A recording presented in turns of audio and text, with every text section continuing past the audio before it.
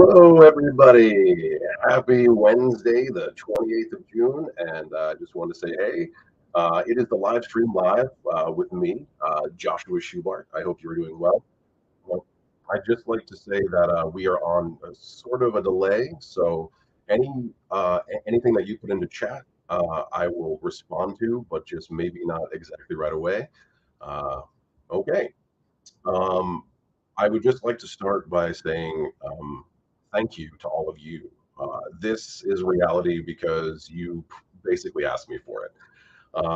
I was just trying to make a movie. I was going to make it on my own. It's called The Transformation of Ben Grimm, and it has literally spawned this, a bunch of other stuff, an incredible merch collaboration that we'll talk about more with. Honestly, one of my favorite artists, his name is Eli Stone, and for some reason he said yes to doing a merch collaboration with me and to allowing me to speak to him on my live stream. So I'm super pumped.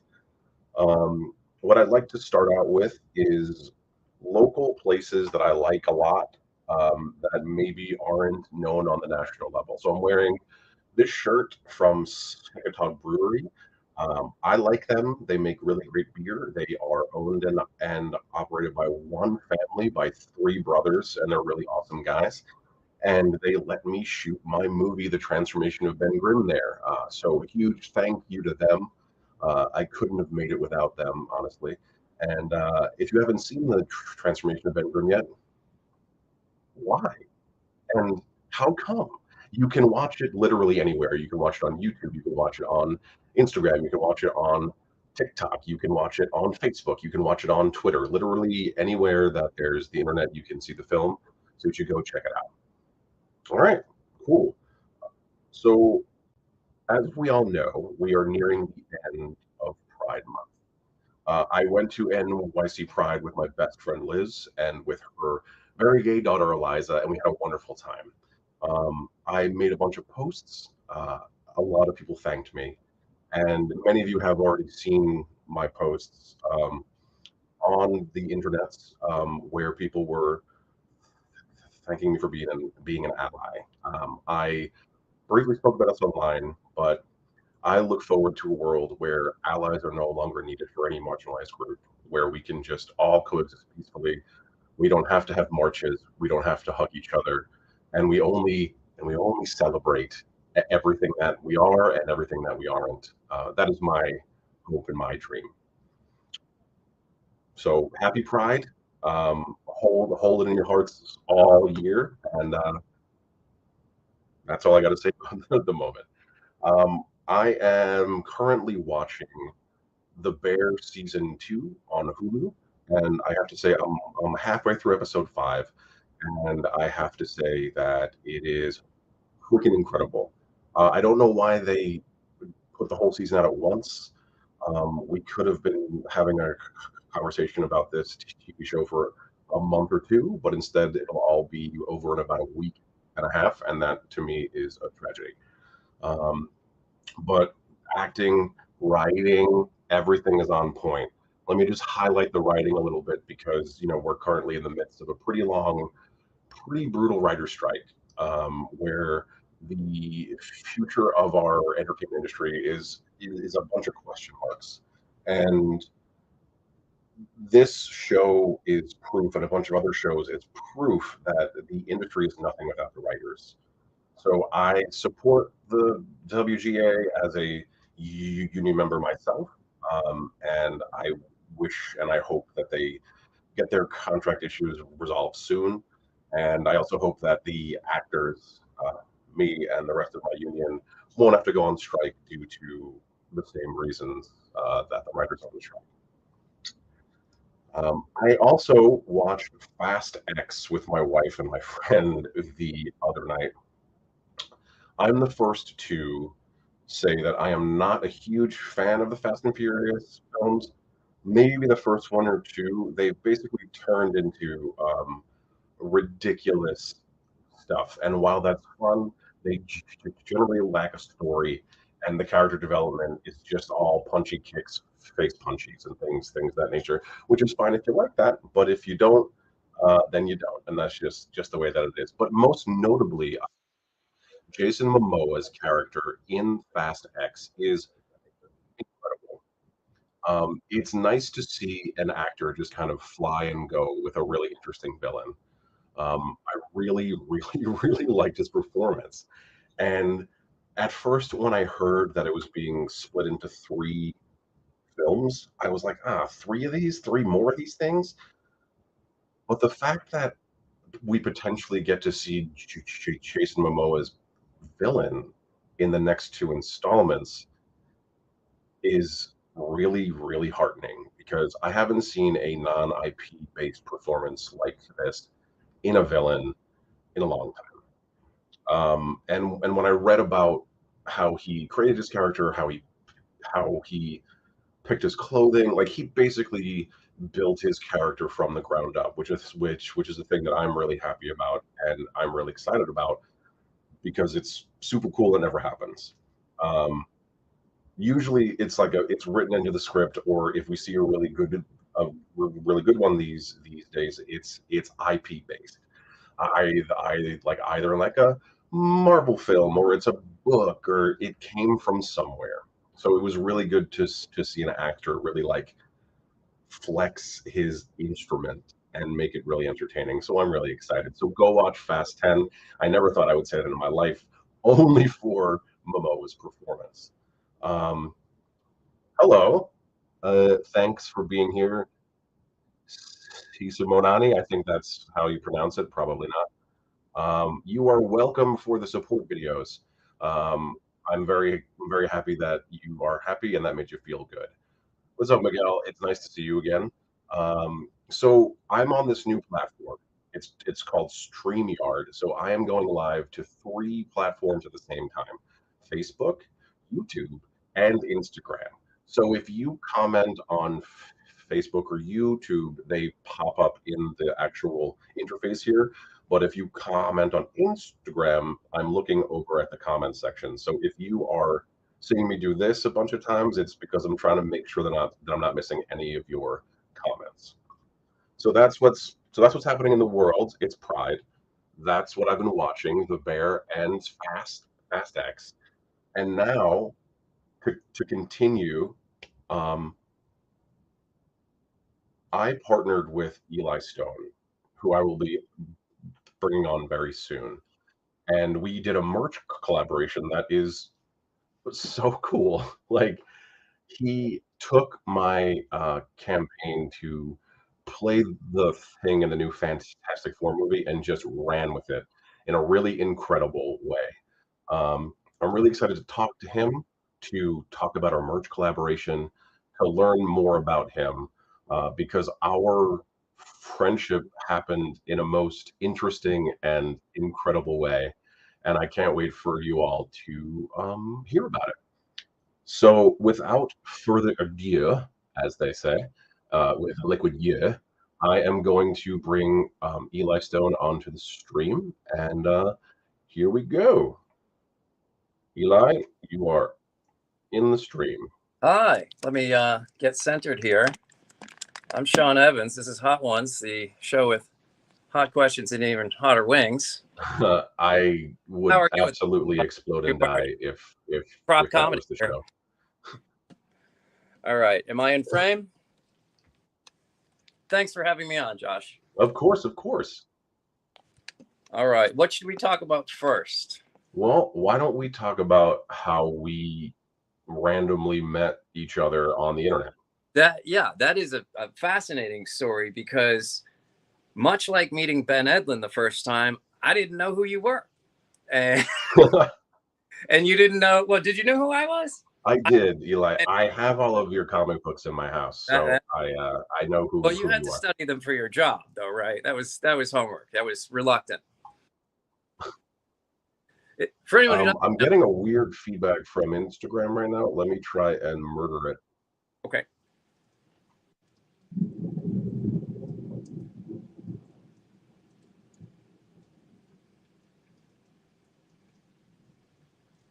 Uh-oh. Hello? I'm here. I'm just letting you do your thing. I don't want to. All right, here we go. All right, cool. Got it. So you should be able to hear me okay now? I hear you fine. Great. Okay, so Yeah, so I knew who you were for a while, and um, I've read all of your work after Edland, and I have it all in my house. And when the new Tick runs started to pop up during my when the Tick TV show started airing on Amazon, I like looked you up. That's very flattering. Perhaps even more flattering.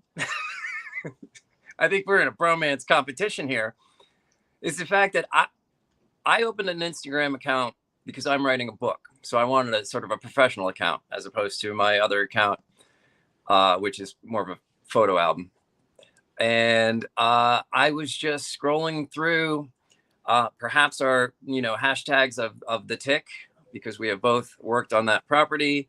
The algorithm brought us together. I don't know, but I could have clicked on anybody's photo. I don't know why I clicked on yours. And tell me if I'm not telling the story accurately, but I believe you had said something about having a really, and I don't want to expose too much about you that either, but I know that you've said this publicly. You had a really hard time in your childhood acquiring food, and when you finally could acquire food, you over acquired food, right? So basically, the lack of food and then the access to food messed with your normal eating process. Is this correct? And, Correct. Yeah, that is the post that I made. Yeah. and you worked your way through it, and you talk about it out loud to help other people out. And I saw that. I did not know you were an actor. I didn't know you were anybody. I didn't know you were vying for a part as the Thing. I just thought you were a cool guy. So, I think, what did I friend you, and you friended me, or followed you followed me back, and I said to my wife, I'm friends with an actor, and he acted on the Amazon Tick TV show. And what did you tell me that I had to tell her? Do you remember? I don't. Oh yeah, that I followed you first because I You was see, your fan, right? I liked Yeah, you first. It was the yeah. cutest thing, I thought. I thought that was great. So, yeah, we were mutual admirers of one another, and it's really, really excellent to be able to work with you and Yeah. draw for you. I mean, it's so interesting how these things happen. I just gotta say really quick that I had to turn off the Instagram feed because the feedback was so crazy. It's probably still broadcasting. So what I'm gonna do here is I'm gonna try and look at it on my phone. Oh Jesus Christ! And see what's happening. Am I still broadcasting? Can anyone tell me if I am? I can see you. Can you? Yeah, I can see you and hear you. Am I still broadcasting on Instagram? Oh, I don't know. look, I know it's delayed a little bit. I don't think so, but that's okay. I'll pop up highlights and stuff. Oh yeah, no, Anyway, you're on. It's just delayed. all right, great. I clicked Um, on your icon, and we came up from a minute and a half ago. oh great. Yeah, we're both So held up. yeah, so I told so I told you to tell your wife that I was a fan of you first and that I followed you first, and that's absolutely true. But you also said that that is not true. So I don't know. I just think it's very serendipitous that we both met, that we're both trying to achieve really big goals, and we're both helping each other out. yeah, which is really cool, and I really appreciate that. It's a huge deal that you even said yes, or you even considered it. Ah, Um, to consider. Will you people go out and watch this reel he's talking about? It's amazing. oh, And not thank only you. that reel, but your just your what they call it, your reel. Not Yeah, the reel, but so you got a short movie where you in which you transform into the Thing, which is wonderful. And then you have a reel, I do. of highlights of your acting work, and you're terrific. You're Oh, amazing. thanks, Eli. Yeah, really, Thank I'm you. really impressed. I really appreciate that. That's really cool of you to say, and I thank you. I made a little advertising blurb saying Joshua Schubart interviews Eli Stone, who interviews Joshua Schubart, and round, because I want to know more about you. Okay. And then so I said to my wife earlier, what's a good question that you would ask an actor? And she came up with a really good one. I'd love to hear this. May I pass this on? Yeah, go for it. Two. One, it could probably be answered by your average comic book enthusiast, but why is the Thing orange? Do you know that? If he I could, don't know why the Thing is orange. Do you know why was the it Thing an is orange? arbitrary decision in the 60s or? I don't know the answer. Like, I'm a big fan of the Fantastic Four and the Thing. I don't know why he is orange. Because if he's rock-ish, he could be, River Rock Blue. Yeah, he Could be anything. could be a volcanic obsidian. He could be any of those things. Right. Yeah, he could be a glistening black creature. That would be neat. Yeah, that'd be cool. But the But orange, he is orange, and I don't know why. You know what I'm gonna do right now, Eli? I'm gonna Google it. don't you Google on the airtime. No Google. Okay, I won't, even though I'm doing it. Why is the Thing orange? And then her. Okay. Well, I mean, so they're the answer is because he was exposed to the cosmic rays and it turned him orange into orange rock. But the rest of them. Oh wait, one's invisible, one's rubbery, and one's on fire. Yeah. So, but they didn't have any superheroes at the time, so they just jammed out all at once. Right.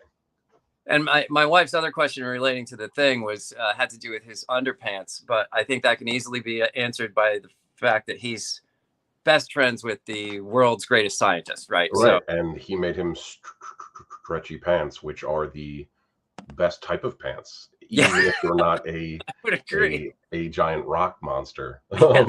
Right. This is from the Rocket Guy. Love the reels. Check out after when I found it on the channel. Thanks so much. I really appreciate that.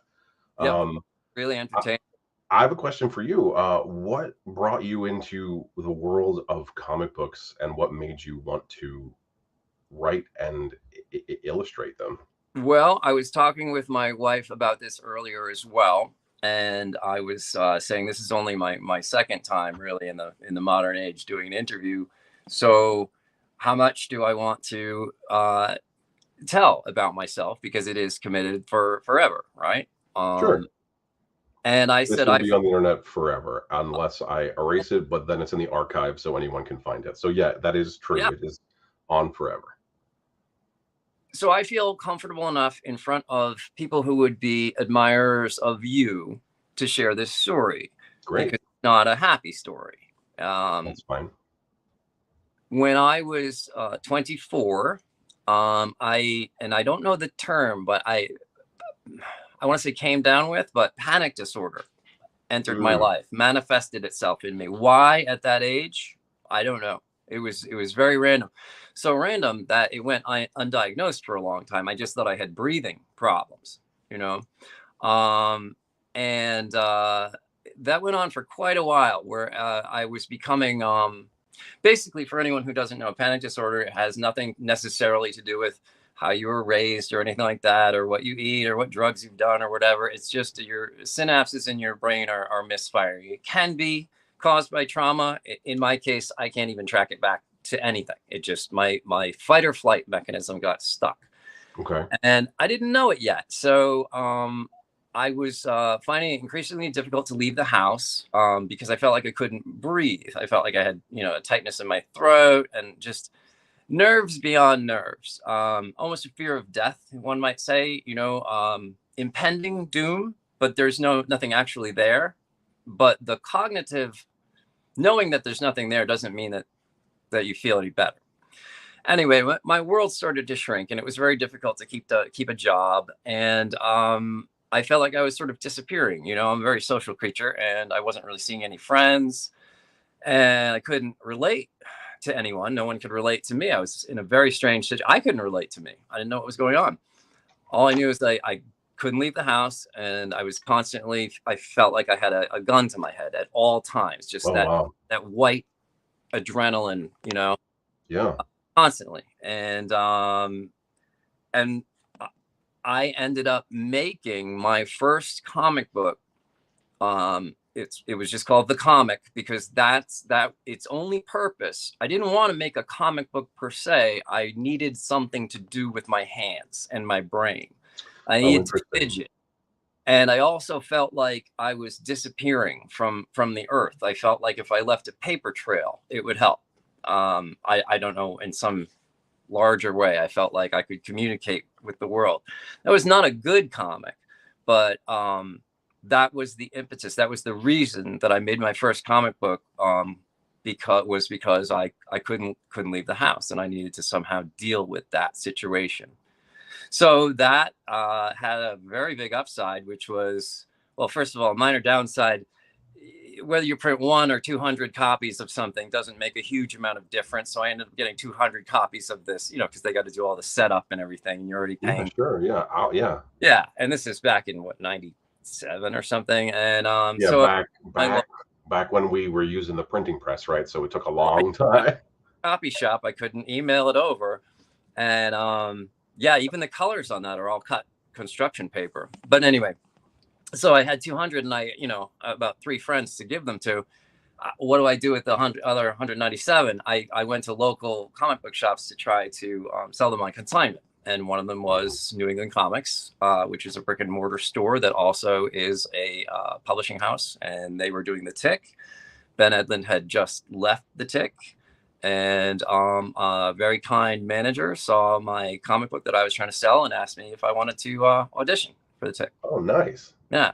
But it was, honestly, it was born of mental illness. You know what? That's a lot of art is born of mental illness. I mean, I got my start as an actor very randomly and very unexpectedly. I could barely speak. I had like such a debilitating stutter that I could maybe speak no more than 2 or 3 words at a time.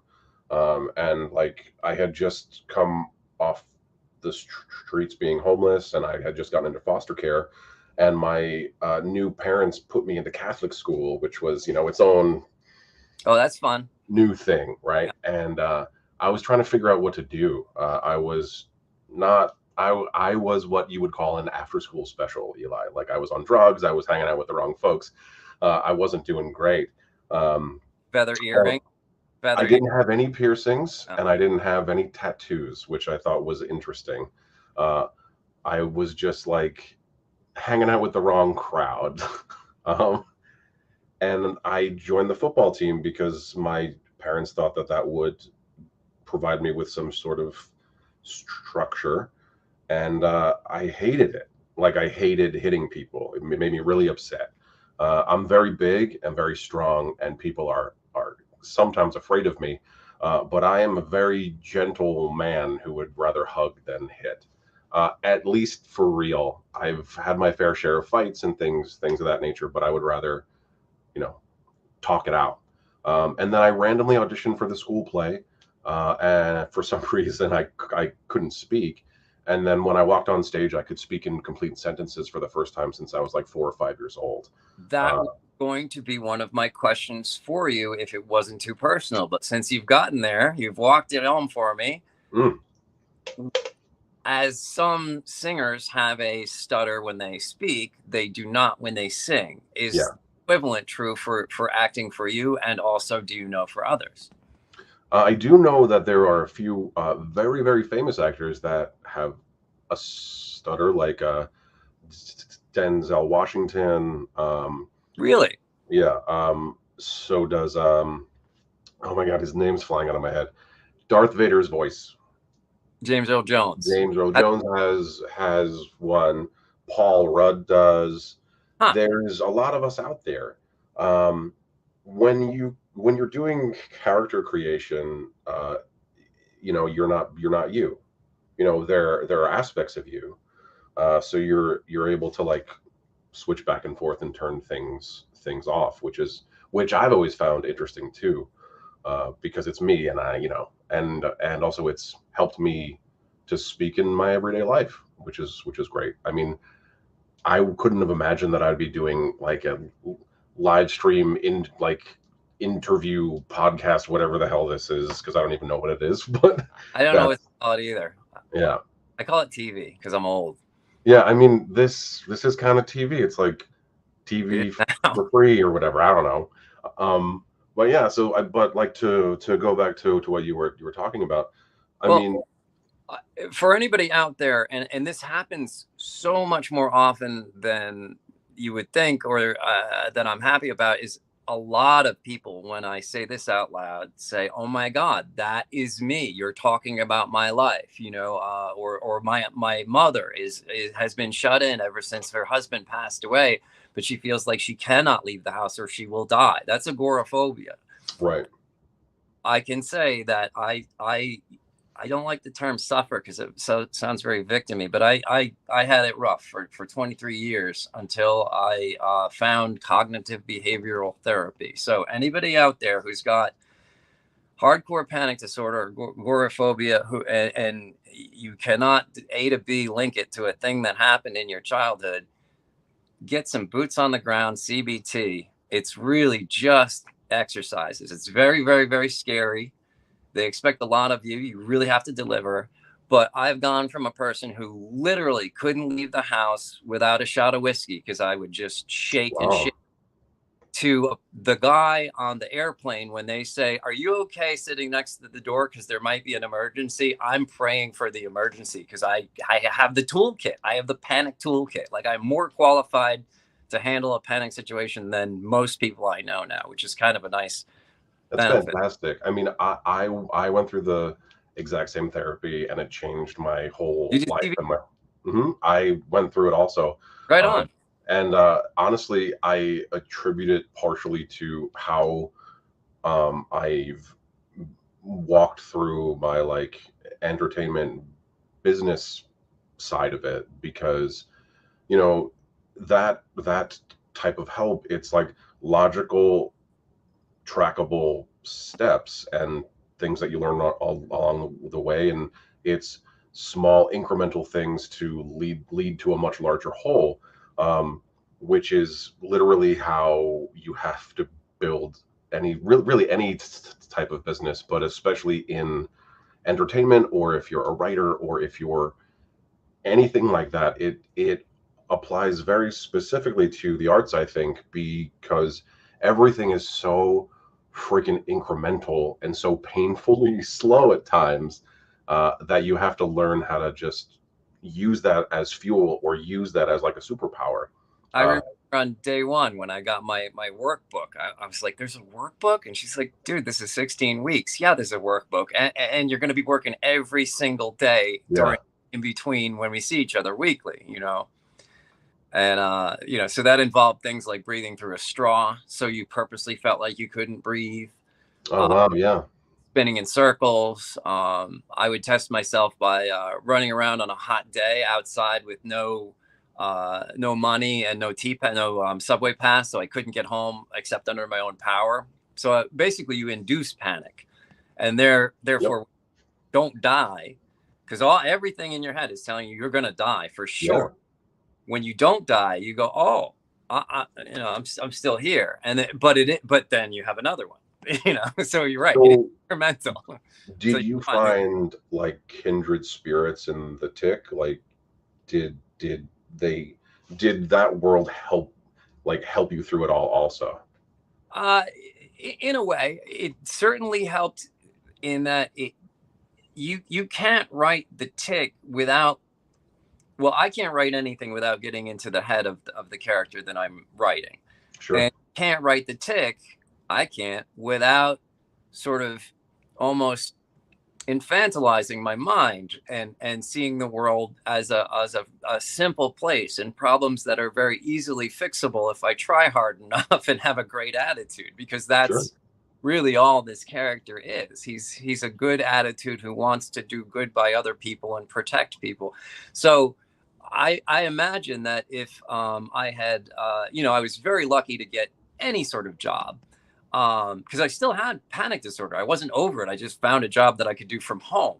Right, Uh, yeah, so you didn't have to leave the house, right? Yeah, you know, um, I imagine if I had lucked into a different kind of comic book, something darker, it probably would have brought me down or not helped a lot. I'm sure that the Tick, being such a lighthearted spirit, helped me out for sure. But I think being busy and productive no matter what it was that I was working on, being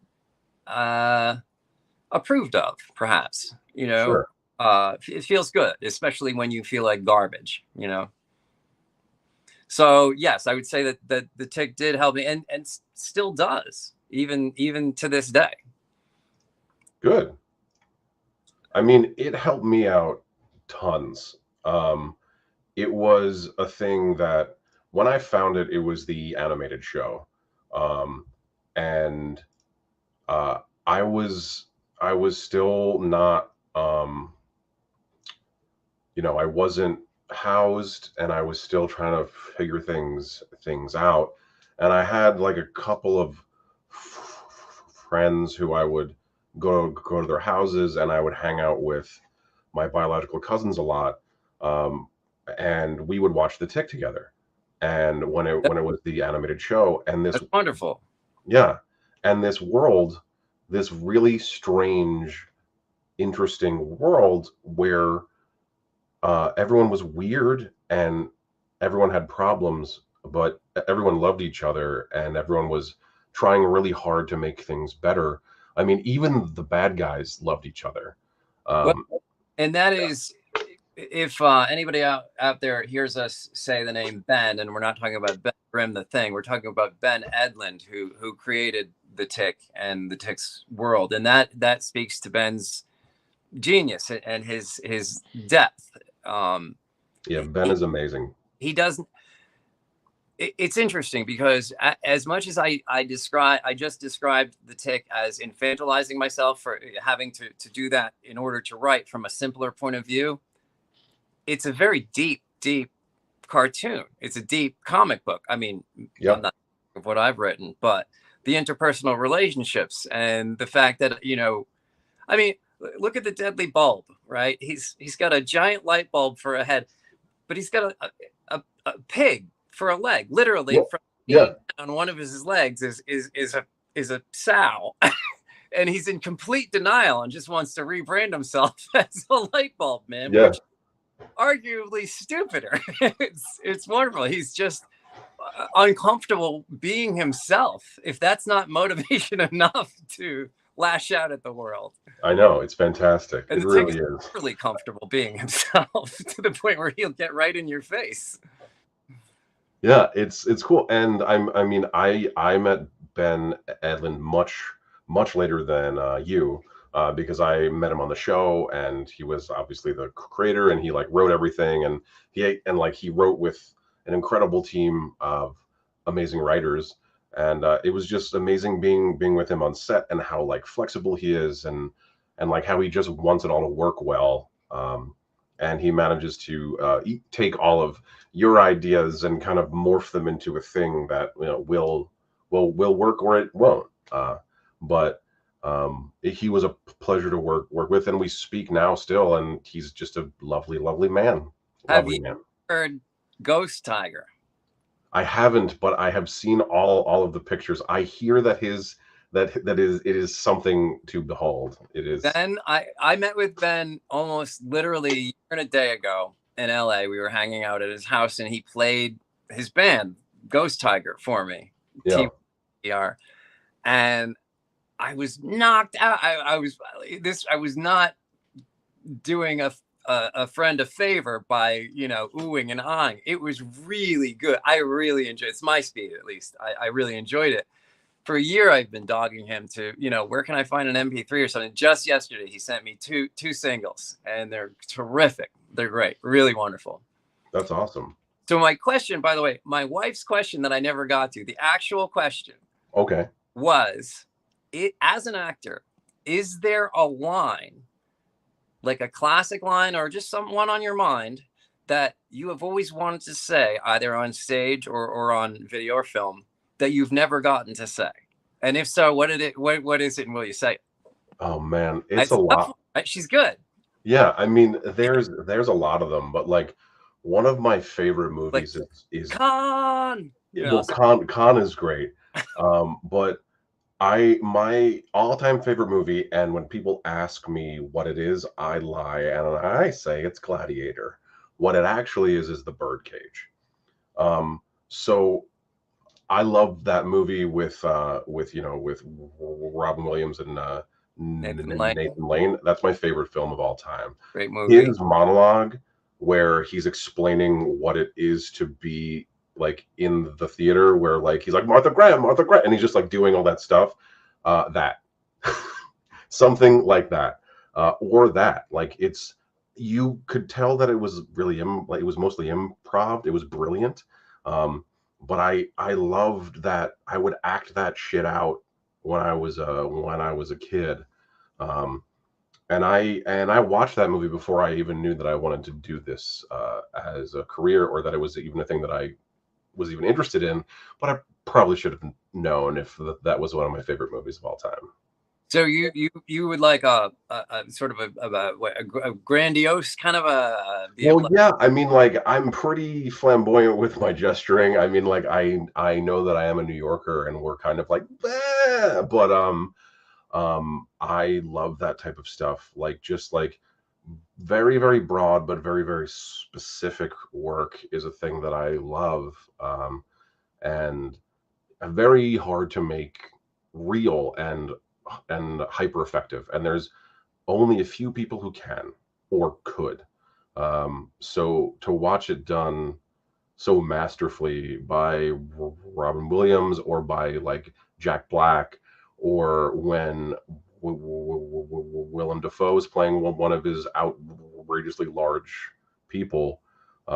It's incredible to watch it done well, and it's a thing that I've tried to uh, do when I can, because it's fun as hell. What was your first ever paid gig? My first ever paid gig Yeah. was a touring summer Shakespeare festival. I was in the Taming of the Shrew playing Vincenzio, and understudying every male character in the show.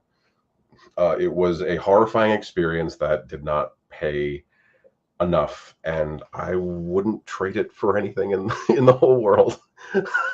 Same way about writing and penciling and inking the Tick. It was people always people often say, oh, that must have been a great a good time, but it's a brutal amount of work. It is just a punishing amount of work. Well, I mean, just from, I mean, I have this here, I mean, because you mailed it to me, and it's, but like this right here, how long did this take? I can't remember. I don't know, 40 minutes. No, more than an hour, I guess, because I was kind of retraining myself how to draw. That's like one of the first ticks I've drawn in forever. Okay.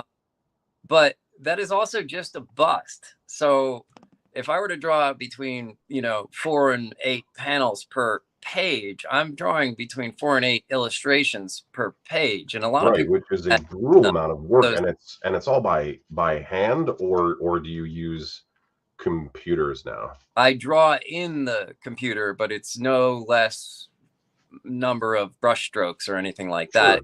That there's an undo button as opposed to whiteout, which or if you've spilled ink all over a drawing, that I can work much more quickly, but there's no less effort or labor involved. Sure. Just control So, on the what two. about working in that medium really speaks to you? Like, what about it when you had panic disorder um, calmed you or made you feel more normal? Oh, the tunnel vision of it, for sure. The being able to really deep focus, the general anxiety of knowing. It sounds ridiculous, but of knowing that I didn't have to leave my house, it was both a crutch and a savior in that way. Sure. Um, just honestly, when I wasn't doing the Tick full time before that, I've never been a gamer my whole life. Not that I love video games. I think they're wonderful.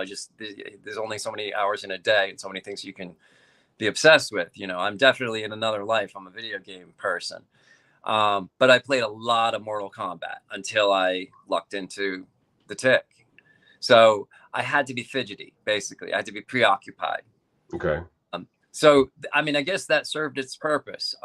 It was not when you start out as a freelance illustrator, which is what I am, a freelance writer and an illustrator who happens to do comic book work sometimes. I do love the comic book stuff that I have been associated with, but I've had a long career and still, hopefully, I'm in the middle of it.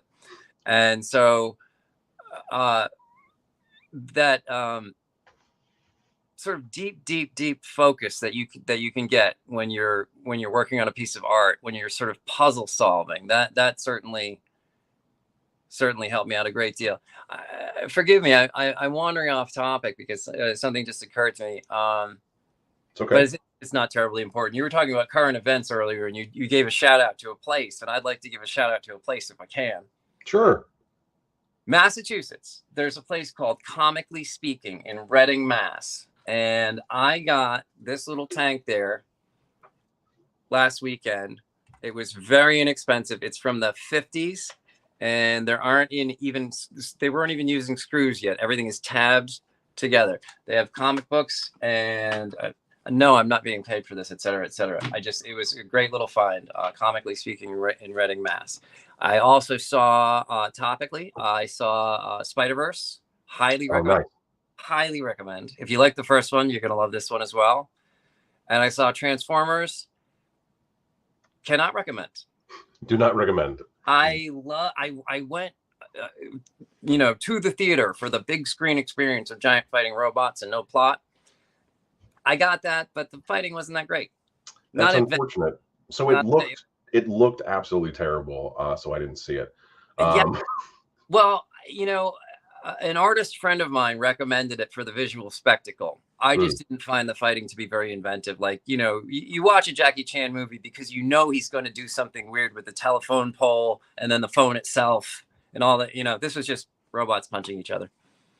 All right. I mean, some people like that. I mean, even though they have other types of weapons that are really cool, I guess they can just punch, which is fine. Spider-Verse, though, genius, both. Like first one, masterclass, incredible sequel. I'm excited for the next one. So I mean, I have no complaints. Like 10 out of 10 would go again. I'd love to see it in IMAX this time because I didn't see it in IMAX last time. The first one for me is got to be in my top 10 of any genre of all time. It's groundbreaking. It's artistically groundbreaking. It's a great story. It's cohesive. Not a second of wasted film. I agree. And incredible acting cast, just across the board. Yep. I do want to pivot for a moment because I would like to talk about our merch collaboration before it goes live in about 15 minutes. As most of you know, and as Eli knows, I made the transformation of Ben Grimm as my guerrilla audition for the MCU and the Fantastic Four. It has been viewed across all platforms 200,000 times or more, which is an incredible number.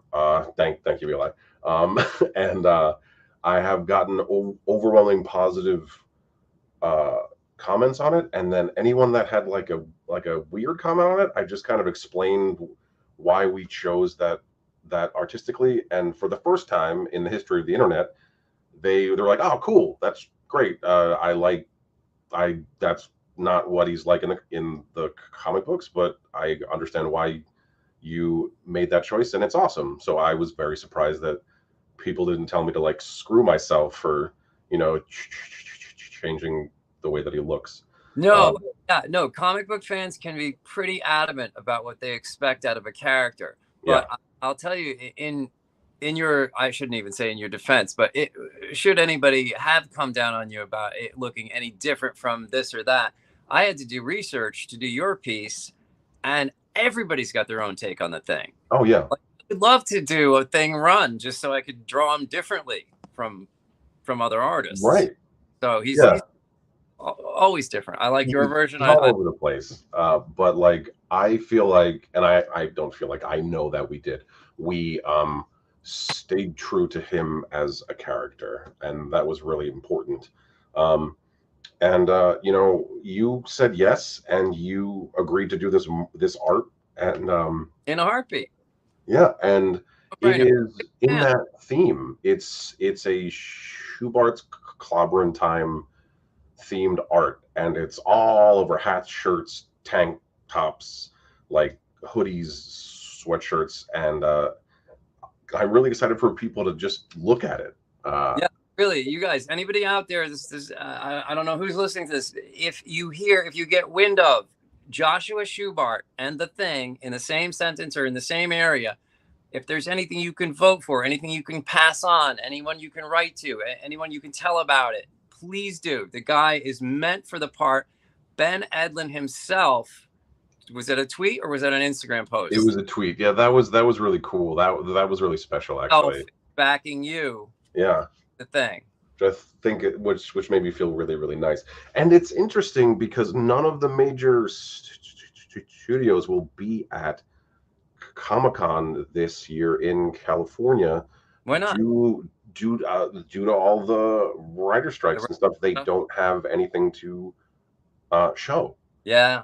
Um, so if you grab up merch and you want to go to some cons and you want to wear it, that would be cool too. Yes. There's tons of stickers that are going to be there too of all of the art designs. You can put those on your water bottles or your computers or whatever, and just show people. Be like, look at this dude. He's cool. He's big. He has a face, um, and he looks like the Thing.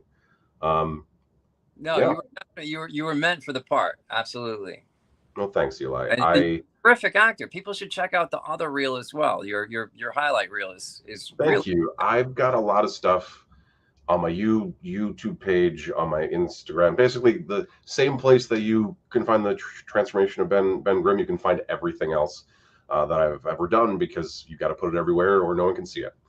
Now, I have one last question for you that maybe people might be wondering: is there a specific slated Fantastic Four or Thing project that you're vying for that you know about? Yes, I do. So the Fantastic Four reboot is supposed to come out in 2025. It was supposed to come in next year, but then it got pushed, and then it got pushed again. So it's coming. Like there's a lot of rumors that, like, Adam Driver is playing Mr. Fantastic, Margot Robbie's playing the Invisible Woman. I've heard that Daveed Diggs is rumored to play the Thing. But it's all speculation and it's all rumors. And if anyone knows anything about Hollywood, everything is always subject to change and stuff. So nothing's official. Nothing has been announced. Marvel and Disney released a statement saying that they would reveal the Fantastic Four cast at D23, which is their con, but that's not happening until 2024. What I like about you is The Thing, aside from being a fan of your acting and just a fan of who you are, because I would imagine that the final result would most likely be these days computer generated, or at least very much computer enhanced.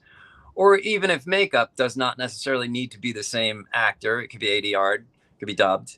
What I like about you is The Thing is that I can picture you as the character before.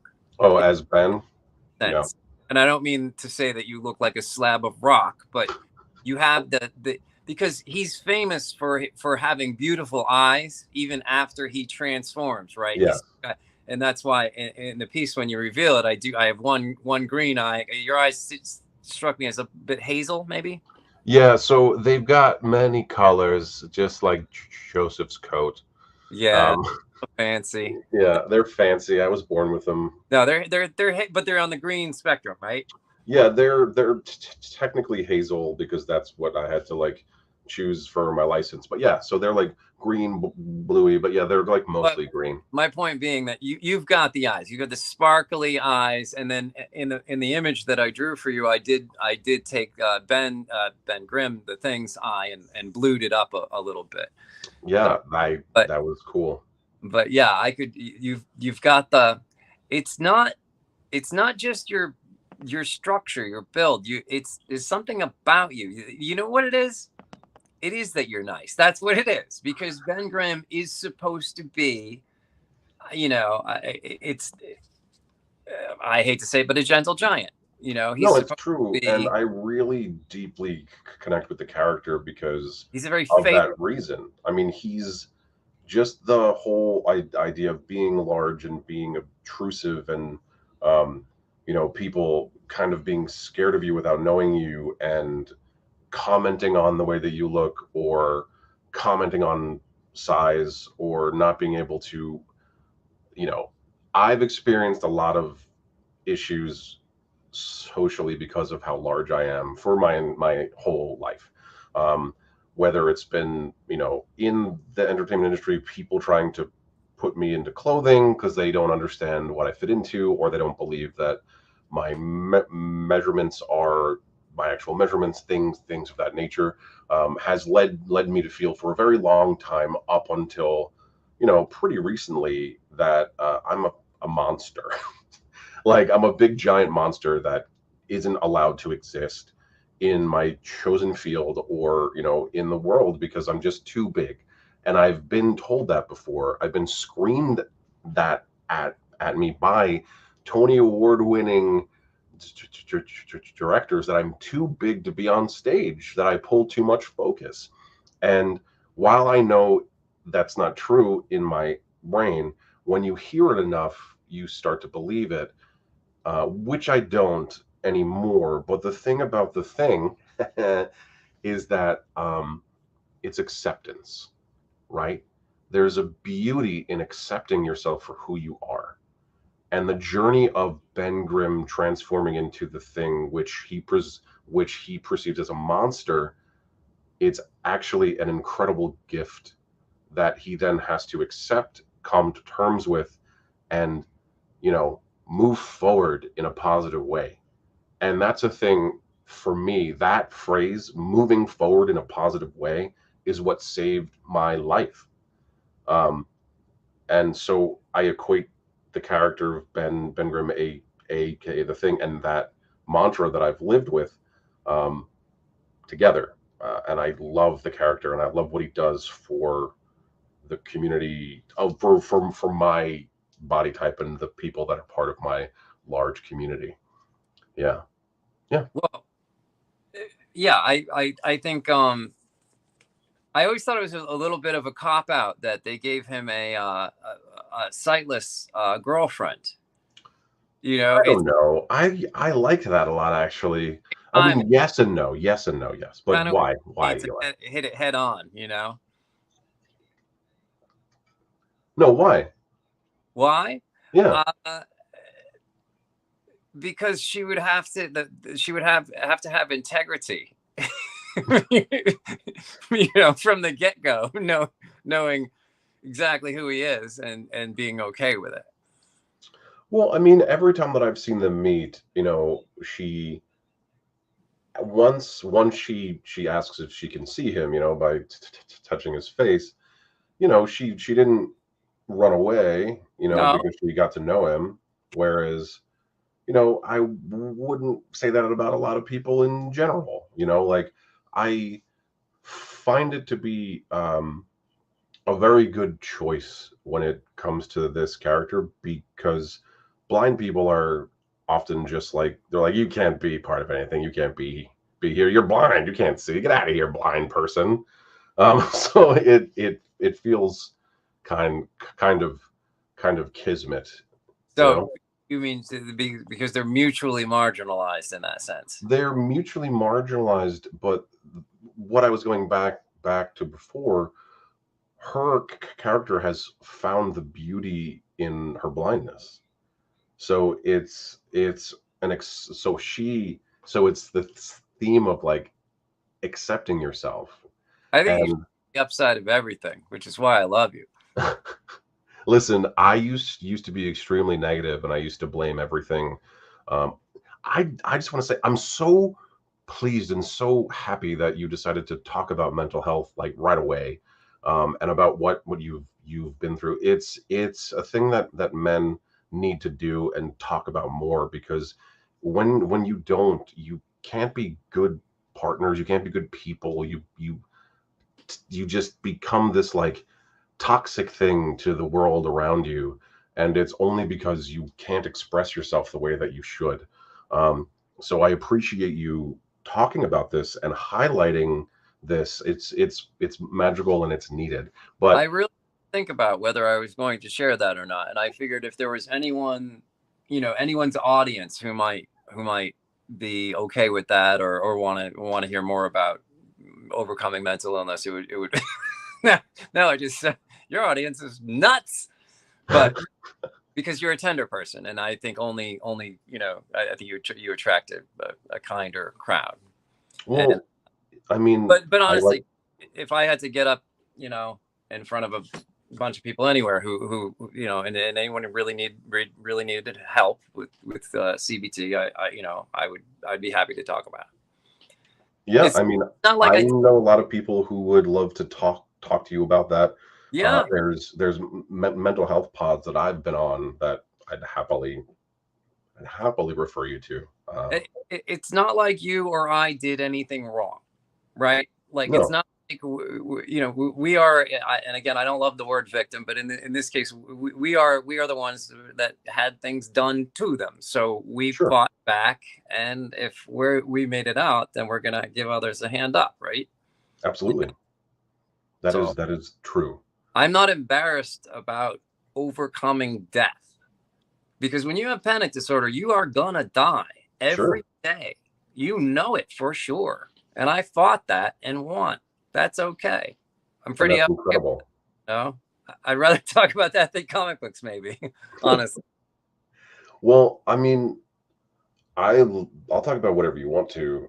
I mean, you don't have to talk about comic books, but I mean, that's how we got together. But that's not everything that you are up to, right? So you're working on something now, yeah? I am writing my first novel. It's called Brick Manigan Public Dick. It is trodden ground. It is an over the top cop. You might even say he's the reverse Tick. He's got his own city to patrol. When I say it's well trod ground, that's on purpose. I wanted to give myself a challenge. Like one might say that the Mandalorian is just a western, but it's Oh, sure. show, and it's a great retelling of the way a western can be done. And the over the top cop has been done a million times, the Naked Gun and so forth. Mine is different. Mine is very unique. I like to think that it's witty, and long form writing allows me to really explore characters and storylines and have things circle back and intertwine, and that graphic novel, I wouldn't say couldn't, but I would not have enough years in my life to draw that many panels. Sure. So yeah, Brick Manigan Public Dick. It should be out next year. How I Oh, go about publishing it, I'm not sure. But I post art on Instagram as often as possible. It's been a little while. I've been busy with some very pain in the butt clients, yeah. and I'm a pain in the butts. yeah, all of them, every last one. So I'm gonna get back to that soon. And if you scroll through earlier parts of my feed on Instagram, I am, by the way, my actual legal name. I don't know if you knew this, John. Is Josh? It is Oh, John. Is Eli Stone. The digit in the middle is my actual legal name. So my really? Instagram is Eli_5_Stone_books. And I was so stupid to put all those underscores in there, Did and you that's where legally all the change stuff. that? Or I mean, like that wasn't what you didn't come out and like your parents were like, we're gonna put the number 5 in his name, right? No, Or that's a whole other story that we don't have time for today. oh wait, Eli, it's 9 p.m., which means that our merch is live. It Merch just is. went I live. say that it is. Hold on, I'm here. Round I'm just gonna play this here so that the what? people can see it. Here we go. Let's get sexy. All right. Bam. Look at that merch. I want me a mug. Look at them mugs. Look at them tanks. Look at them stickers. I like the Also, look at this round mug. incredible artwork. It is amazing. And it's It's like, almost as if someone did one drawing and manipulated it in 4 or 5 different ways. I'm going to play it again. And you see here, if you spend $150, you get free shipping, which you can't beat because shipping is expensive. Yeah. I hate shipping. I hate it too. I hate it so bad. Shipping is the worst. It's 13 ounces and you got to pay priority. It's awful. All right. Well, that stuff looks great, man. I'm really, really happy to be a part of it. And I want this part for you. And if not this part, there's a lot of people who are going to know how hard you are working, how diligent you are, and how talented you are. You're going to get a lot. That's one way or the other. But God willing, you are the thing.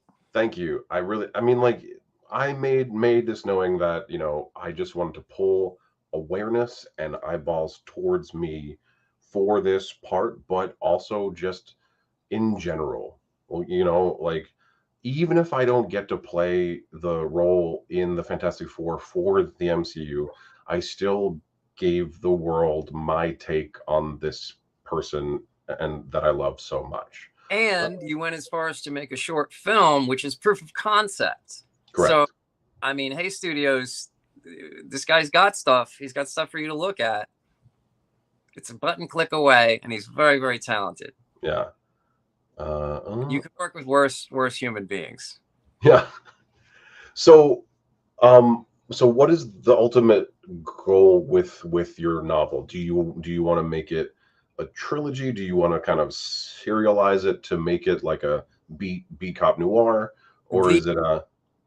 The ending will he will still be alive at the end. The world will still be there, and it will be open to further books if it does anything at all.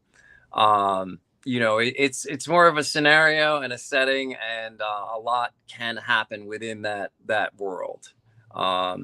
This one is going to talk about you know, it's funny, if I may say, but it also deals with race relations and homelessness, and oh, cool. You know, it hits some. I want to make people think. Brick is an ignorant jerk, and I want people to have a little bit of sympathy for why he's so stupid, if that makes any sense. Okay, sure. Brick, and forgive me, fellow Americans, Brick sort of represents America, or the more ignorant sides of America as it is. Brick wants justice before peace. You know, it's peace by any means. And peace by any means. Oh, so he's ultra violent. He's violent in his sleep. Brick is so violent. He's nothing but violent. Yeah, but in between the cracks, you get him just the right light. He's actually not awful, you know. Is there inspiration for this guy, or did you just make him up in your head? All right, so this is the last I'll say about Brick Manning. I'm not here to plug my own stuff. I'm here to talk about Josh Schubart being no, but I'm here to talk about Eli Stone. So we got conflicting. We got conflicting agendas here. So bad bromance. This is a bad bromance, buddy. It's a bad bromance. Well, I forgot what your question was. Was the character based off of anybody? Is he based off of just amalgamation of weird cop guys?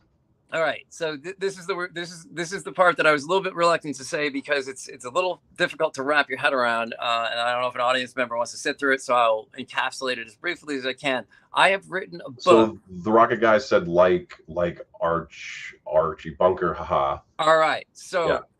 If I were as talented as either Norman Lear, or supposedly he stole that concept, but whoever came up with or did the writing for Archie Bunker, if I could even make that comparison to that level of talent of displaying American ignorance that way, by not saying I am America, I'm Archie Bunker, then yes, that person has nailed it right on. Absolutely. I feel like there are some shows that take controversial comedy and don't make you think about it.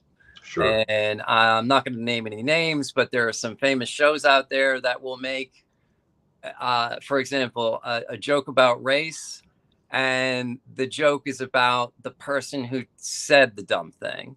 And then there are some shows that make a joke about race, and the joke is about the race.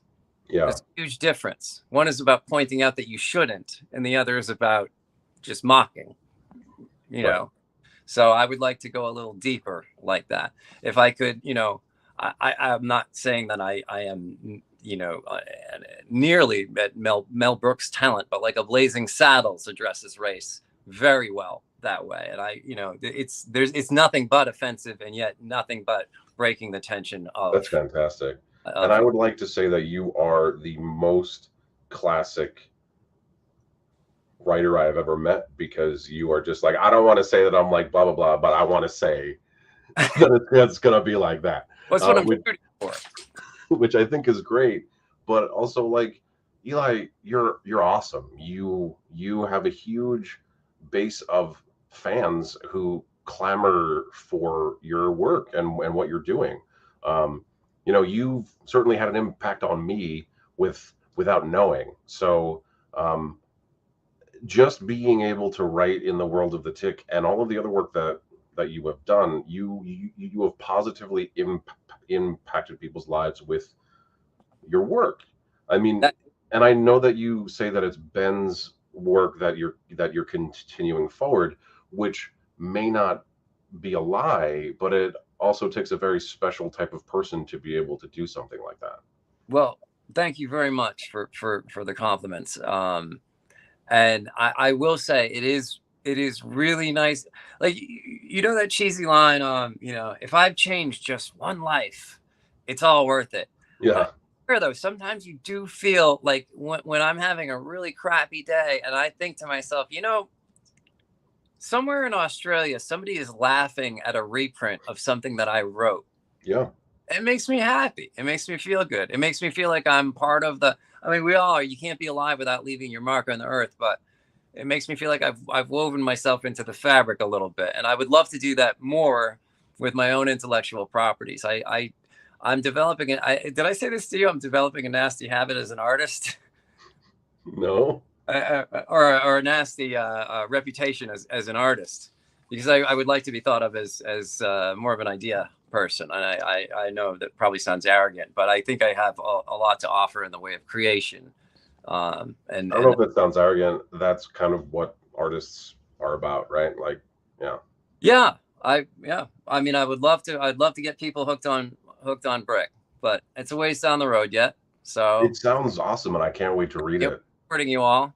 Follow me. Yeah, follow Eli. So where can they find you, Eli? Let's plug that again. The Brick Mannequin website is in process, so honestly, Instagram is probably the best place. I'm also on Facebook. Anybody can friend me. I'll friend you back.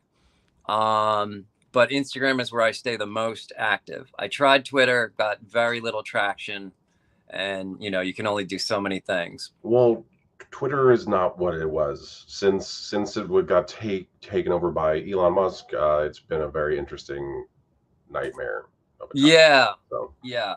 No, it really, I had heard rumors that it was, you're waiting in the muck. And then I got on Twitter to try to promote myself, and I found myself, waiting in the muck. Yeah. And I'm not saying everyone on Twitter is bad. I'm saying that there's something about the atmosphere that is just. No, it used to be a much more, like, especially for creatives. And it's why I was actually on it, was because I would just like snoop on all the writers. Because I like to read what they're saying, and screenwriters, novelists, like anybody, because I love writing too, and I love all that stuff. I'm a big nerd for the whole of the industry, and Twitter was where you got to talk to and interact with writers, and you still can now, but it's not the same type of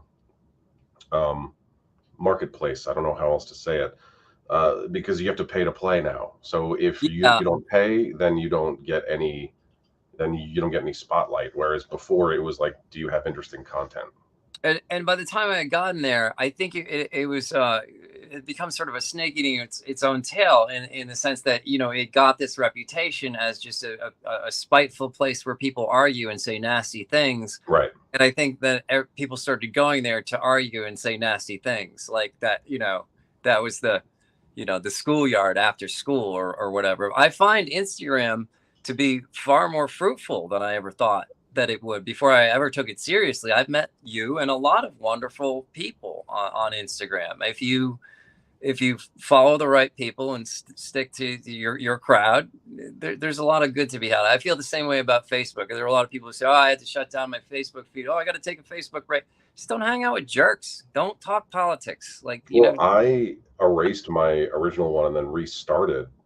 So I have like a brand new Facebook for the past like year or year and a half or 2 years. And like I had people that from my past from high school, like it was old, um, that I don't even talk to anymore. And that was the main cause of all of the issues is that, I mean, everybody's going to be ideologically totally different on a lot of stuff.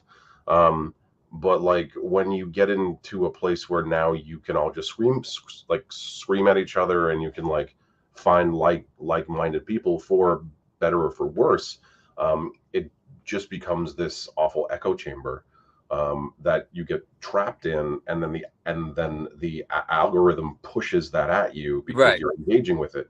right. So I just broke the algorithm, got hurled it all away, and then created one that is totally industry focused, and it's working out a lot better for me.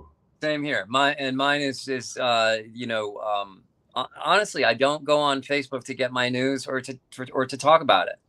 Yeah, I'm not opposed. I just know that, you know, anyone who I met, you know, who I talk to who says that they hate Facebook, I can almost always say it's their own fault. Who do you surround yourself with on Facebook? Who do you engage with? What do you decide is the hill you want to die on? Because all true. I do is talk about art and Star Wars and stuff, and that's 700 people. I'm not bragging. It's just over the years you collect people, Right. and I don't have an argument with anybody. That's great. Yeah, but you know, in keeping with that, you are one of those awesome people that I met. Oh, thanks, Eli. So Um, are you. You're awesome too. Thank you very much. I am There's going to be going a lot of that. Thank you. Oh, but you're awesome. Oh, to. thank you. No, but you. No, you hang up first. No, you hang Yeah, up first. before we start making out, I'm gonna Yeah. make my exit. Well, Uh, so, but what I want to do also is, what else is going on? You're taking commissions I am, from people now, right? yeah. Well, so the I had you know, like I say, I'm a freelance illustrator. So people always say, "Oh, what do you do?" My answer is always the same: whatever pays. Because when you're a working artist, it's very, very difficult to pay the rent, and you don't know, you know, or sometimes it is, and sometimes it's not. You know, it's feast or famine. So Sure. you know, I'll do, you know, book covers, album covers. I did. Uh, if I can brag a little bit, I did Tommy Lee's portrait for his biography. I did Oh, Eminem's portrait for his autobiography.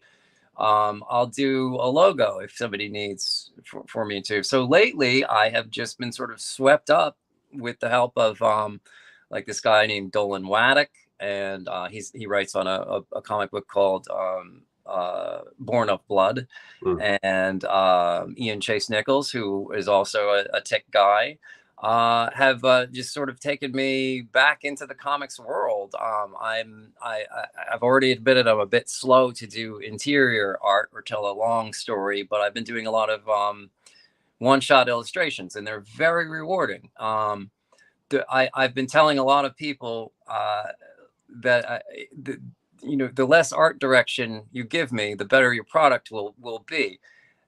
You gave me sure. no art direction. Did that prove true? Your work is incredible, but I have no issues with it at all. But how I work, you know, because I produce and things of that nature, like I make TV shows, I make movies, is that I come in with my idea and what I think is good, and then I have to trust that other artists know what they're doing, especially in other types of art that I'm not masterful in. This is not a thing that I love comic books. I love art, the art of it. I don't know how to make it. I don't know how to draw it or conceive it. I can give the spark of an idea, but I don't have any right to critique or to try and alter a thing that I don't have any mastery over. So yeah. I think that is a wonderfully humble attitude that helps specialists in any field. Like, when I say to somebody, you know what you're doing, and you get hands off, the job is always better. Whatever I'm hiring a person to do, it's always better than if I micromanaged. Well, that's how so for example, just because that's what this is all about, but for the transformation of Ben Grimm, I wrote it and I was the director and obviously I was, playing Ben Grimm, but all of the crafts that were involved, like from the prosthetics to the colorist and post production to even all the sound effects. I would just say this is what we want. This is the idea that we want it to look like. But I ultimately want you to make this and have fun with it. I want to see your fun because when you're having fun, it creates incredible art. Like if we're not having fun, then why the fuck are we Yes, doing this? exactly, exactly. And Yeah, and I've had jobs take me twice as long for half as good a result because the client wanted their hands in it. And now I'm not saying that it's not my job to please the client. Of course it is. It's to help realize your dreams. But I have a pretty extensive portfolio. You know how I draw. You know what I'm yeah, going to roughly. You know. yeah. So, hey, But I speaking mean, of, and I then would have never have been able to tell you to make what you made for this for this merch collaboration. oh yeah, it was kind Never. of a no-brainer, but it's neither a half and half nor is it a transformation. It's just it's sort of a blend, and I did it. Believe it or not, this is maybe the first piece of art I did without penciling. I went right to ink on this. Now, of course, it was in the computer, so if I messed up, I could correct it. But it flowed very freely. It felt very natural. Uh, Yeah. So I know that we saw it in tininess, but what I'm going to do is I'm going to present my screen, and everyone's going to see all of my stuffs. But hold on, let me open up. but what I want I have from a the folder here called Eli Stone Live, so we're going to show people that. Share. Here Do it you is. want to shout out, because I'm curious, who directed that piece and who is the who's Reed Richards? So I was the director of the film. No way. Yeah. That's No awesome. way, it was me. That's amazing. Yeah, and I'm floored. and Reed was here. Let me come back to us talking. So Reed was an actor that I work with all the time at the Metropolitan Opera. His name is Chris Dumont, and we have had a long history of working together. His band created all of the music for one of my TV shows that I made called After. Oh, And he's an amazing artist and a huge comic book nerd and a huge MCU fan the way that I am. And he just looks great as Reed. Like I was just gonna say he's got TV face, yeah, definitely. he's very handsome and Agent something in something. he's what we call a silver fox. Yeah, He's a yeah. silver fox. So check this He's out, that. everybody. Here's the merch. I'm just gonna cycle through it. Can we see it? Nope. I gotta. Crap. No, you have to buy it. Yeah, you have to buy it. But It's paid. yeah. You have to buy one every time you enlarge it. Gosh. Hold on. Let's remove. Let's present. Let's do. Uh, stop screen. Present. Share screen. Entire screen. Why? Because I am crazy. So here's my entire computer screen. Ooh, look at Uh, all the. We're that's going fun. into space. Um. So here is. I think this is legal in Massachusetts. It is. Yeah. So this is the black and white, which is incredible. I love Can black and white. yeah. Is it like going into space still? I love it. It's Yeah. so Yeah. crazy. So this is the black and white one, which I think is wonderful. But this one is awesome. I love this. Can you speak a little bit about this one? It just I think any comic book fan will recognize that is the upper left hand corner of your average comic book. You know, Marvel in particular would put a superhero's head, and then below that would be like the price and the issue number or whatever, and it would say Marvel above it. So it's not at all a one for one of that, which I could have done, but I just Right. want to give it sort of a nod to that. Right. And then this is just the eyes because you made such incredible detail I that you were able to get in close. Yeah, I went a little bonkers on the detail. I didn't mean to, but it did lend itself to being able to use just the eyes. And actually, I think of the products, one of my favorites is the mug that wraps around with those arms. Oh, you mean It's it uh, it's literally an interactive piece of art because you cannot see Josh and the thing at the same time. You have to yeah, literally turn it and make it transform. So in that case, the way that I had you blend into the thing actually works out for that visual, that sort of optical illusion. yeah, it's really cool, Yeah, I Eli. get those. So, well, thank Yeah, you. I'm really happy that you like it. I'm happy that you like it. I'm you know, as a client and as a friend, a new friend, and you know, also I'm just happy to be a part of what you're doing. I'm trying to surround myself with people who think big, who dream big, who want really seemingly unattainable goals, and just say, yeah, I'll do that, no problem. And you're one of those guys. thank you so much. Thank you. It Let was my wife wonderful go to having you bed. here. Sorry. I should let my wife go to bed. You should. I Yeah. mean, you should let her go to bed. I appreciate you being here. I really appreciate her awesome questions. And yeah, I will let you go to bed. It was wonderful chatting with you for over an hour. Yeah. Lovely. Lovely. And I I'm will happy speak to you to. soon, man. I would be happy to again anytime.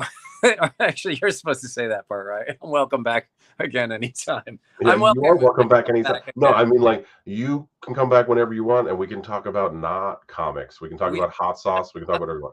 What's up? we didn't touch the hot sauce, Sean Evans. Sorry, man. I'm not here for the heartburn.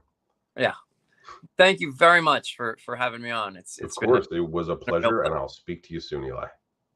Thank you. Bye bye. You're welcome. Bye. All right, so that was Eli Stone, just an incredible guy, and I'm so happy that he was able to be here. The merch is live. You can buy it at the links. So if you're watching this on not Instagram, the links should be either above this video or below it. And then if you're on Instagram, go to my bio, click the links, and go to the merch store. It is incredible stuff. They're wonderful pieces. And I just wanted to say that I also have a subscription membership program. And if you were a part of that, then you got a early access pre-sale to this. I have a video of that as well. There are multiple tiers. They all cost different prices, and they come with things like, you know, access to a Discord, to getting merch first, seeing films that I make first, a members only live stream, and exclusive behind the scenes content that you will only get if you are part of this community. And this was born of people wanting to have a community like this, uh, and help me make the transformation of Ben Grimm. So now the mission statement of this whole thing is 100% of the money that is generated out of the subscription and also from all of my merch goes 100% towards making my next project, which I will be announcing soon. Thank you so much for spending this over almost an hour and a half time with me. I really appreciate it. Check out the merch. Have a great night. It's clobbering time. Good night.